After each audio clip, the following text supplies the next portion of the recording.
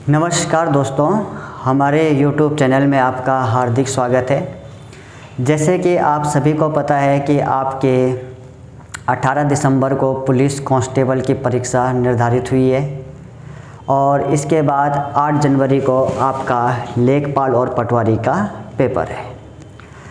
तो दोस्तों, हमारे सामने सबसे पहले प्रश्न ये उठता है कि हम कैसे में तैयारी करें, तैयारी करने की सही रणनीति क्या हो। आखिर ऐसे कौन से टॉपिक पढ़ें हम जिससे हमारे क्वेश्चन अधिकांश आए और हम जो है परीक्षा में सफल हो जाएं। तो दोस्तों, उत्तराखंड के जितने भी परीक्षाएं हैं उनमें आपको उत्तराखंड और हिंदी तो अनिवार्य रूप से पढ़ना ही है, क्योंकि आपको पता है कि उत्तराखंड की बहुत सारी पुस्तकें बाज़ारों में उपलब्ध है और आप उनका एक नोट बना करके तैयार कर सकते हैं। जैसे कि मैंने भी नोट्स बनाए हैं और मैं समय समय पर प्रश्न पत्रों को भी और नोट्स को भी अपने फेसबुक अकाउंट के माध्यम से शेयर करता रहता हूं। तो अब हम बात करें कि हम कैसे में तैयारी करें। तो सबसे पहले हम जो है हिंदी और उत्तराखंड तो मैंने आपको बता दिया कि उसके तो आपको हर टॉपिक पढ़ने हैं, क्योंकि हर टॉपिक से क्वेश्चन आएंगे। लेकिन जो नेशनल जीके है, ख़ास तौर पे उसके महत्वपूर्ण टॉपिकों की अगर हम बात करें तो हम किन किन टॉपिकों पर फोकस करें। आज का जो वीडियो है, ये वीडियो बनाने का उद्देश्य यही है कि हम उन टॉपिकों पर चर्चाएं करें जो टॉपिक एग्ज़ाम में आ सकते हैं।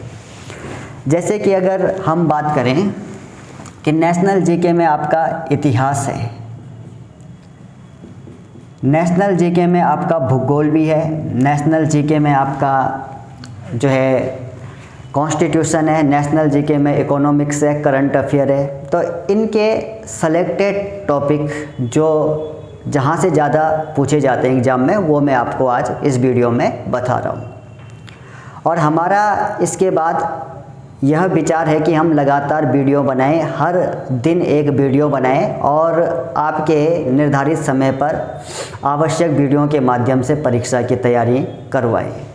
तो मैं आज के वीडियो में केवल टॉपिक्स के विषय में चर्चाएं करूंगा और इसके बाद दूसरे वीडियो से हम जो है टॉपिक वाइज इसको पढ़ेंगे।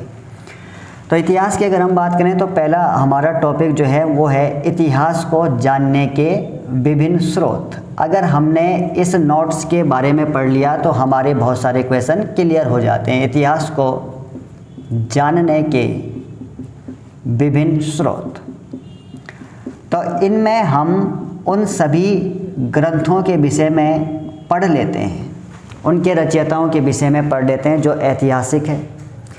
विभिन्न शासकों के समय पे चलाए गए सिक्कों के विषय में हम पूछ लेते हैं। सिक्कों से बहुत से क्वेश्चन आते हैं, जैसे कि एक जनरली सा क्वेश्चन आता है कि पुराने सिक्कों का अध्ययन क्या कहलाता है। पुराने सिक्कों का अध्ययन न्यूमिस्मेटिक्स कहलाता है। या प्राचीन काल में, मौर्य काल में किस प्रकार के सिक्के चलाए जाते थे, गुप्त काल में किस प्रकार के सिक्के चलाए जाते थे। ये सारी जानकारी अगर हमें एक जगह में मिल जाए तो यहाँ से हमारे क्वेश्चन आने की संभावना ज़्यादा होती है।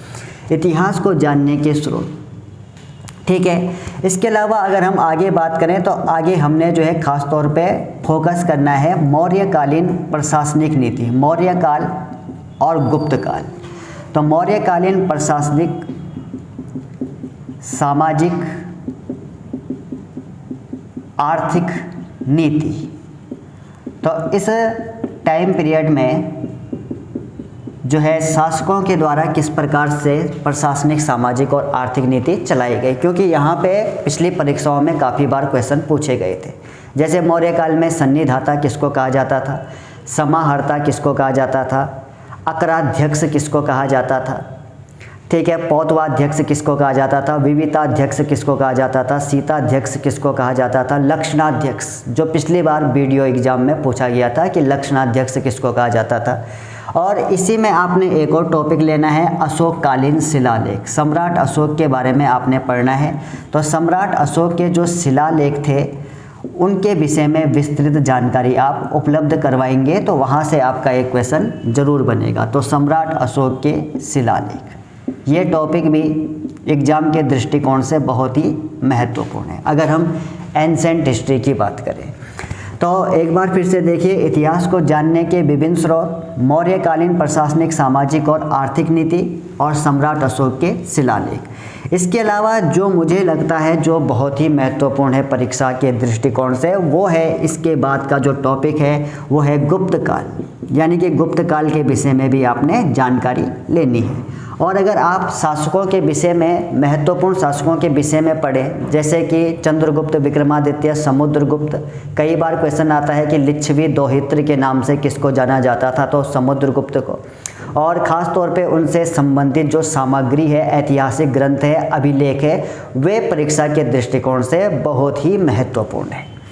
तो गुप्त काल में भी आपने जो है इसी प्रकार से मौर्य काल की ही तरह उसका एनालिसिस करना है। गुप्तकालीन प्रशासनिक, सामाजिक और आर्थिक नीति के विषय में आप पढ़ेंगे, ठीक है। ये भी एग्ज़ाम के दृष्टिकोण से बहुत ही महत्वपूर्ण है और यहाँ पे आपका प्रश्न अवश्य आता है।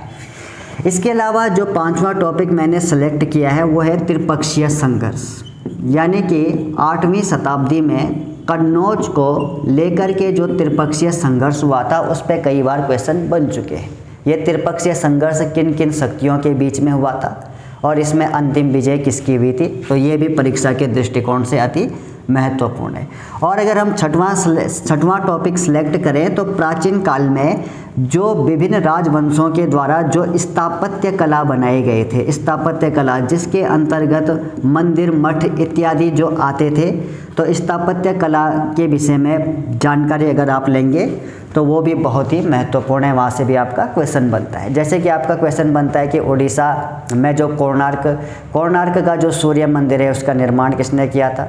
और ये क्वेश्चन कई बार बनता है कि भाई बेसर, नागौर, द्रविड़ ये क्या है, ये मंदिर निर्माण कला की शैलियाँ हैं, तो ये भी इसके दृष्टिकोण से बहुत ही महत्वपूर्ण है। और ये टॉपिक आपने अगर पढ़ लिए तो ये सोचिए कि आपका एंशिएंट हिस्ट्री में इसके अलावा कुछ पढ़ने की आपको आवश्यकता नहीं पड़ेगी, ठीक है।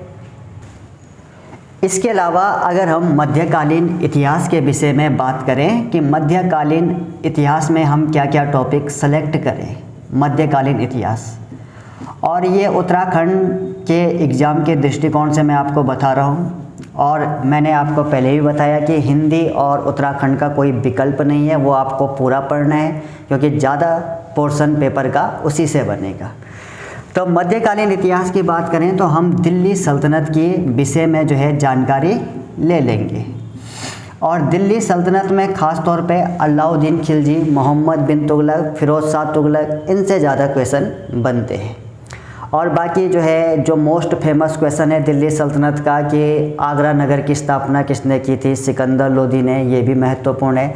तो पूरा का पूरा दिल्ली सल्तनत एक बार जो है उसको पढ़ लेंगे, इम्पोर्टेंट है, 1206 से लेकर के 1526 तक। मुग़ल काल की अगर हम बात करें तो मुग़ल काल में स्टोरी पढ़ने से ज़्यादा महत्वपूर्ण उनकी प्रशासनिक आर्थिक नीतियाँ होंगी। ख़ास तौर पे मुग़ल काल में 2 टॉपिक तो बहुत ही महत्वपूर्ण है, नंबर 1 अकबर और नंबर 2 औरंगजेब।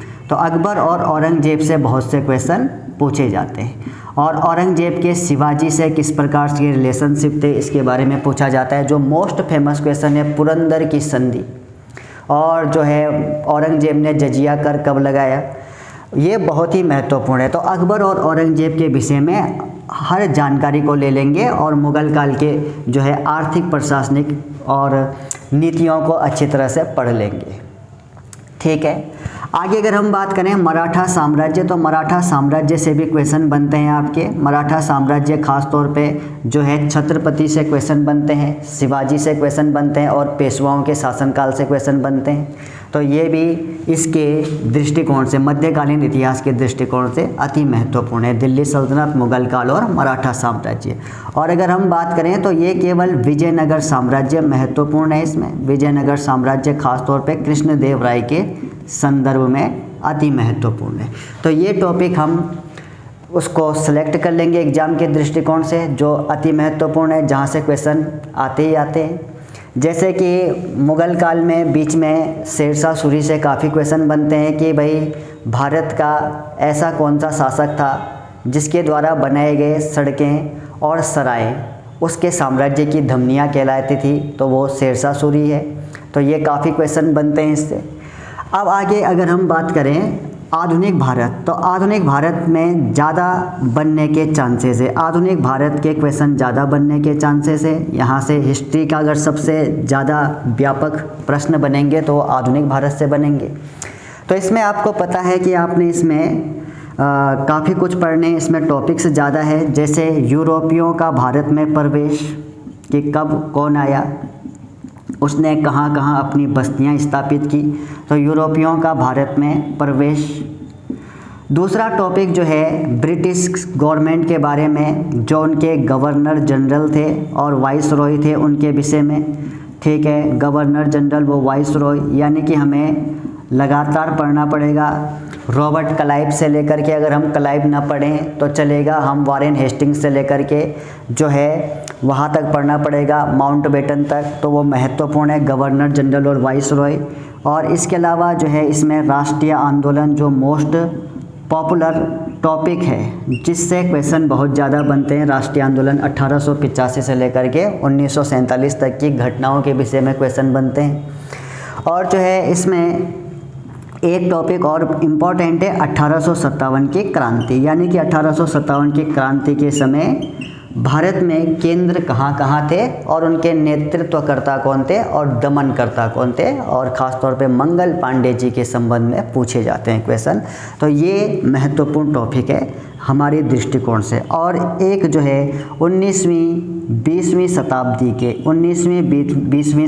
के जो धार्मिक सामाजिक सुधार आंदोलन है उनके विषय में क्वेश्चन पूछे जाते हैं, धार्मिक और सामाजिक सुधार आंदोलन, जिसमें आपका राजा राम मोहन राय के ब्रह्म समाज और स्वामी दयानंद सरस्वती का आर्य समाज, ठीक है, महत्वपूर्ण है।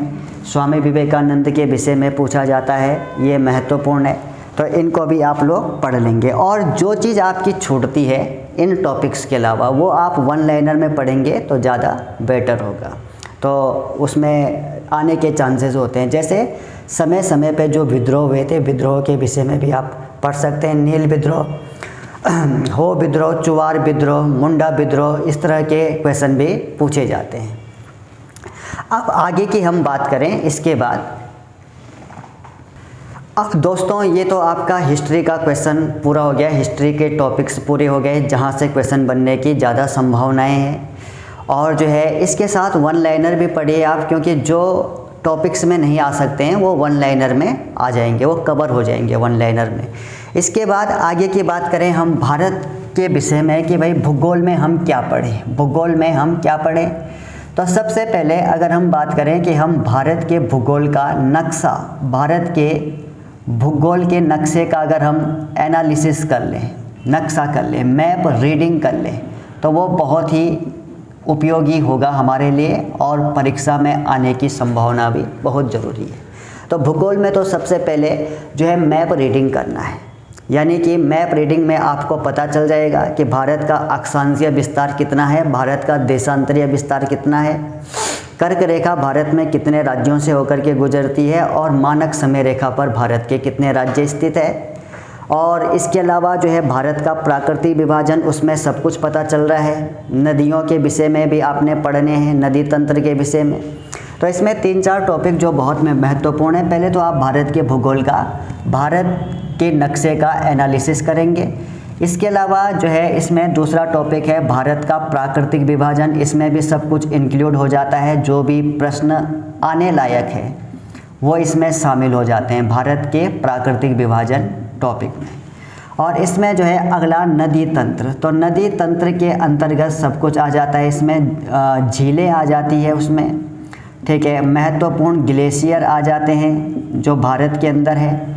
इसी के अंतर्गत जो है नदियों पर जो जल विद्युत परियोजनाएं बनाई गई है वो इसके अंतर्गत आ जाती है, जल विद्युत परियोजनाएं महत्वपूर्ण है।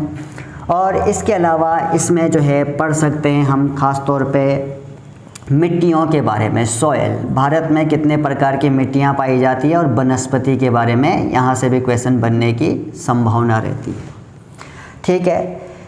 इसके अलावा आप वन लाइनर में पढ़ सकते हैं मौसम तंत्र, जलवायु तंत्र। उसे अगर आप टॉपिक में ना भी पढ़ेंगे तो चलेगा, क्योंकि उसमें क्वेश्चन जो आएंगे वो ज़्यादा टफ नहीं आते हैं, सिंपल आते हैं। जैसे कि केरल में मानसून पूर्व बौछार को क्या कहा जाता है, कर्नाटक में मानसून पूर्व बौछार को क्या कहा जाता है, और एक जो इम्पोर्टेंट है वो है खनिज तंत्र। खनिज तंत्र के विषय में आप इसमें पढ़ लेंगे, जो मेरे दृष्टिकोण से महत्वपूर्ण है। अब हम विश्व के भूगोल की बात करें तो विश्व के भूगोल की अगर हम बात करें तो सबसे पहले हमें जो है इसमें पढ़ना है कॉस्मोलॉजी, ब्रह्मांड विज्ञान, जिसके क्वेश्चन कई बार एग्जाम में बनते हैं। ब्रह्मांड विज्ञान या कॉस्मोलॉजी, जिसमें सब कुछ आ जाएगा, सौर तंत्र भी आ जाएगा इसमें, कॉस्मोलॉजी की हिस्ट्री क्या है वो भी इसमें आ जाएगी। और जो है इसमें कई बार क्वेश्चन बनता है कि भाई पृथ्वी और सूर्य के बीच में न्यूनतम दूरी को क्या कहा जाता है, वो किस तिथि को होती है। पृथ्वी और सूर्य के बीच में अधिकतम दूरी को क्या कहा जाता है, वो किस तिथि को होती है। सेलेनोलॉजी में किसका अध्ययन किया जाता है। ये सारे क्वेश्चन इसमें शामिल हो जाते हैं ब्रह्मांड विज्ञान में। इसके अलावा विश्व के भूगोल में मैप रीडिंग आवश्यक है। इसमें भी आप मैप रीडिंग करेंगे तो आपके बहुत से क्वेश्चन क्लियर हो जाएंगे। क्लियर हो जाएगा उत्तरी अमेरिका के पूरब में क्या है, उत्तरी अमेरिका के पश्चिम में क्या है, उत्तरी अमेरिका के दक्षिण में क्या है, सभी कॉन्टिनेंट के विषय में आप पढ़ लेंगे। मैप रीडिंग के अलावा जो इसमें महाद्वीपों के विषय में पढ़ लेंगे तो महाद्वीप भी बहुत महत्वपूर्ण है। यहाँ से भी आपके बहुत से क्वेश्चन बन जाते हैं महाद्वीप और महासागर से। इसके अलावा वायुमंडल, वायुमंडल भी अति महत्वपूर्ण टॉपिक है इसके अंतर्गत, जिसमें दहाड़ता, चालीसता, गरजता, पचासा, चीखता, साटा, ये पछुआ पवनों के विषय में कई बार पूछे जाते हैं। फेरल के नियम, बेलेट के नियम ये पूछे जाते हैं, तो ये अति महत्वपूर्ण है। और स्थानीय पवन के विषय में पूछा जाता है, चिनूक नामक स्थानीय पवन कहाँ चलती है, बोरा नामक स्थानीय पवन कहाँ चलती है, ये पवनें गर्म है या ठंडी है, क्या इनकी प्रकृति है, ये पूछे जाते हैं खासतौर पर एग्जाम में। तो वायुमंडल भी अति महत्वपूर्ण टॉपिक है। महाद्वीप और महासागर, मैप रीडिंग और ब्रह्मांड विज्ञान, ये 4 टॉपिक मेरे दृष्टिकोण से अति महत्वपूर्ण है। ठीक है, अब आगे की बात करें हम।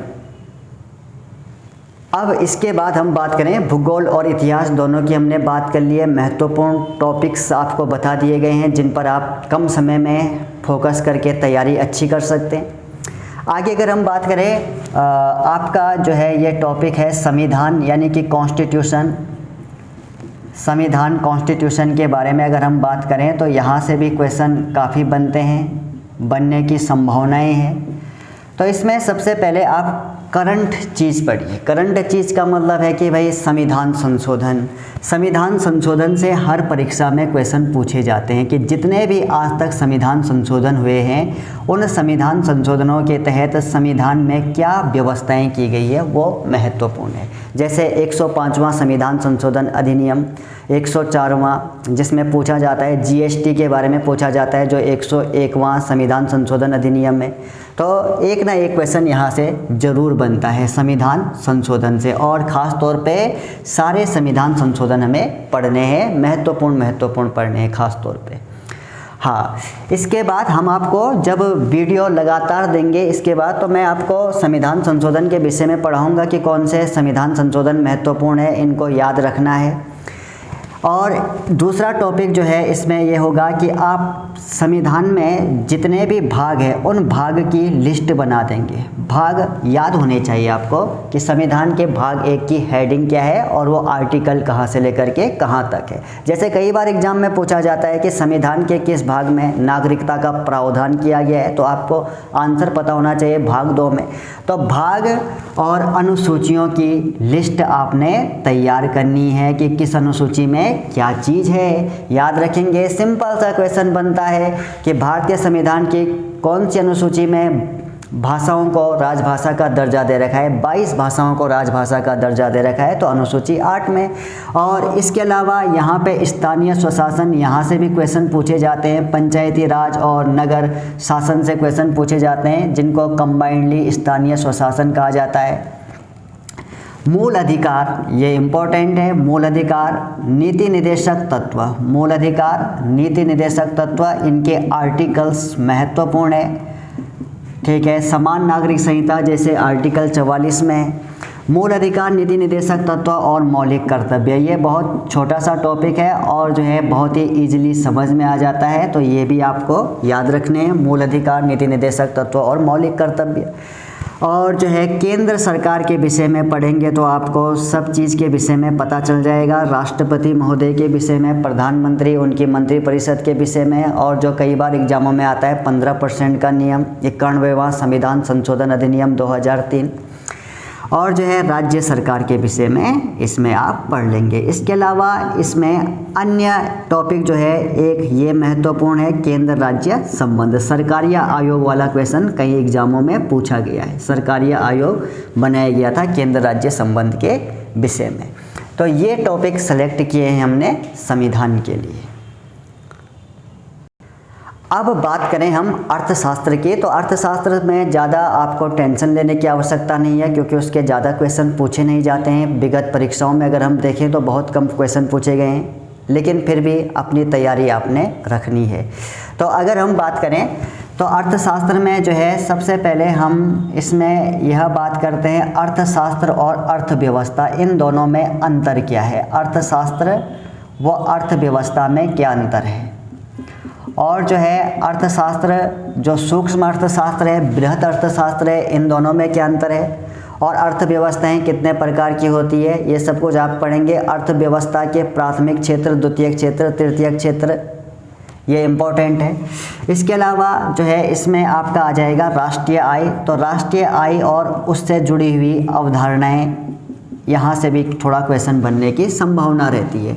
और जो है मुद्रा और बैंकिंग जो इम्पोर्टेंट है, इस टॉपिक में आपको सब कुछ मिल जाएगा कि आरबीआई की स्थापना कब हुई थी, आरबीआई का राष्ट्रीयकरण कब हुआ था, और जो है इसी के तहत आपको जो है वित्तीय संस्थाओं के विषय में भी पता चल जाएगा, और जैसे इरडा एक्ट के विषय में, सेबी कानून के विषय में, सबके विषय में पता चल जाएगा। तो मुद्रा एवं बैंकिंग, राष्ट्रीय आय, अर्थशास्त्र और अर्थव्यवस्था, और एक और टॉपिक जो इम्पोर्टेंट है पंचवर्षीय योजनाएं, विभिन्न पंचवर्षीय योजनाओं में क्या क्या प्रावधान किए गए हैं, ये महत्वपूर्ण है।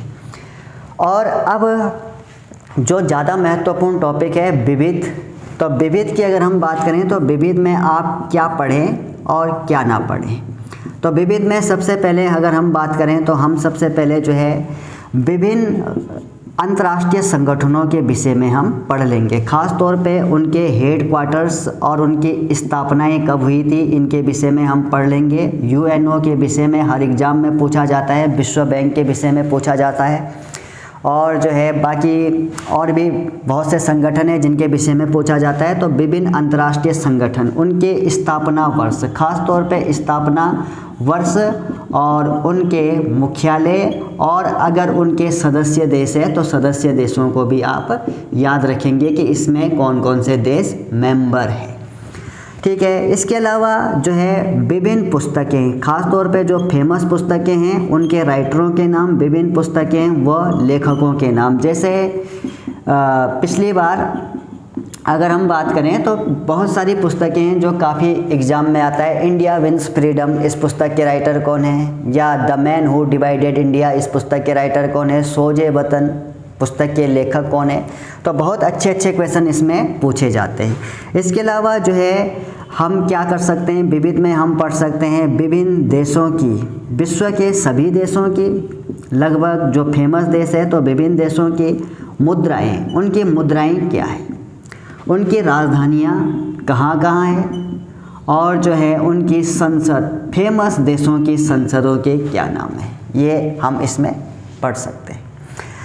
इसके अलावा जो है आप इसमें पढ़ सकते हैं खेल कूद के विषय में। खेल कूद यानी कि कौन से खेल कब प्रारंभ हुए थे, ओलंपिक खेलों की शुरुआत कब हुई थी, किस खेल में एक पक्ष में कितने खिलाड़ी होते हैं। जैसे क्वेश्चन बनता है कि सर्वाधिक खिलाड़ी जो है किस खेल में होते हैं, रग्बी फुटबॉल में एक पक्ष में 15 खिलाड़ी होते हैं। और जो है खेल की शब्दावली, उनसे जुड़े हुए कप और ट्रॉफियों के नाम, और जो है उनके खेल के मैदान वो कहाँ कहाँ स्थित है, ये सब कुछ इसमें पढ़ लेंगे। और दिवस भी महत्वपूर्ण है कि कब कौन सा दिवस मनाया जाता है।